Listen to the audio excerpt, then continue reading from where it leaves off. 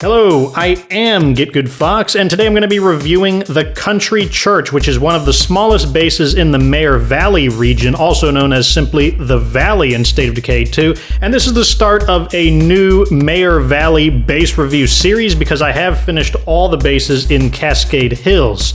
In the last episode, I showed you how to change territories or maps, whatever you want to call it, and before that, I also finished Cascade Hills by reviewing the container forts, so check those out if you're more interested in the bases located in Cascade Hills, aka the foothills. Anyways, let's get started with the location of the Country Church.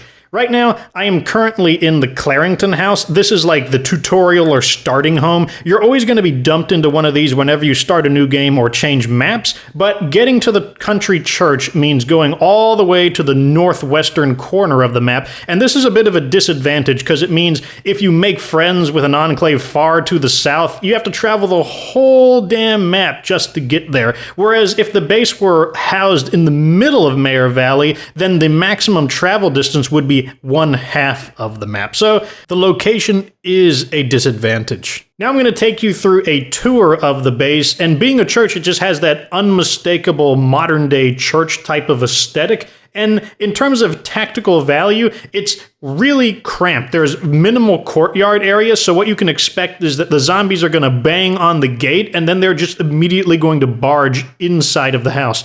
On the other hand, there's this great rooftop where, yes, there is a sniper perch, but really the entire rooftop acts as a sniper perch. So overall, the shooting range combined with the flat territory of Meagher Valley is really good for sniping. Speaking of defending the base, what makes the Country Church a bit unique compared to other bases is the fact that there's so little courtyard that the battle is either you picking enemies off of the roof or going down and manually killing all of the zombies that make it into the building, which is really easy because the walking distance between a gate and one of the windows is incredibly short. There is very little courtyard fighting here. But let's move on to the features of the base statistically. What you want to know is that you need to pay 500 influence to move in, and you need at least 4 community members. One of the features that this base comes with, though, is a buff called Gorgeous Environment, which is unique to the Country Church.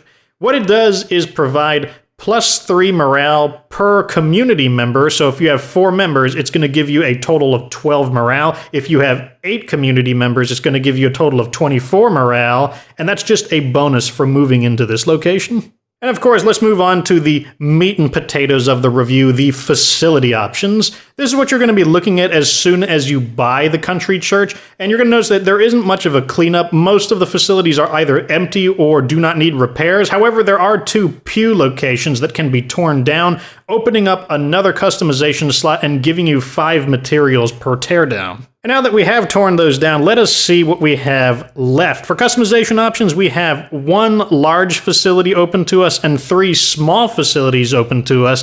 And for the permanent built-ins, the ones that we cannot tear down and replace, we've got a command center, that's in every single base. We have a storehouse, that's also in every single base, but this one has been upgraded to level 3 by default. And that's significant because level 3 storehouse does require the construction trade skill, but in this case, it's already there, so it bypasses it if you didn't have the construction trade skill.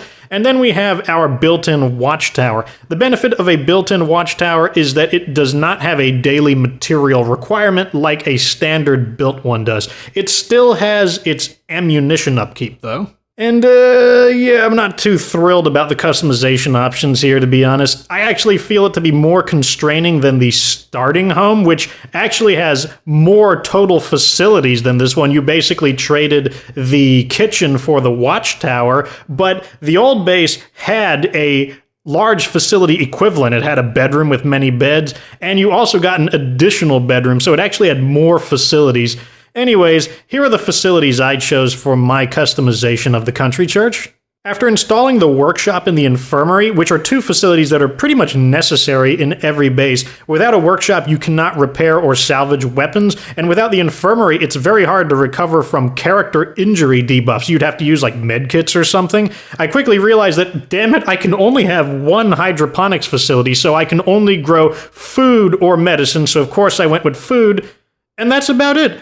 The only other thing left is the large facility, and of course I'm going to put the lounge in there to supercharge our morale. I mean, we've got to feel better about this base somehow. Unfortunately, I do have the original Xbox mod, which hooks up exclusively to the lounge and gives you a huge bonus to your morale for playing it. But, I don't know, this base, it just kind of sucks. And it's not that it's a 4-man base. The bridge for it, the 4-man base of Cascade Hills, I actually liked that base. It was pretty good.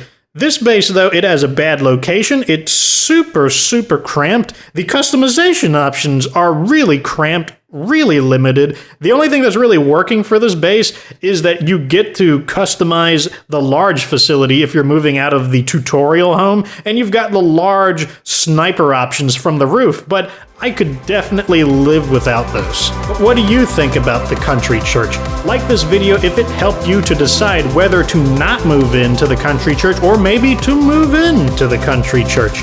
Subscribe for more State of Decay 2 content, and remember that you don't have to be good to get good.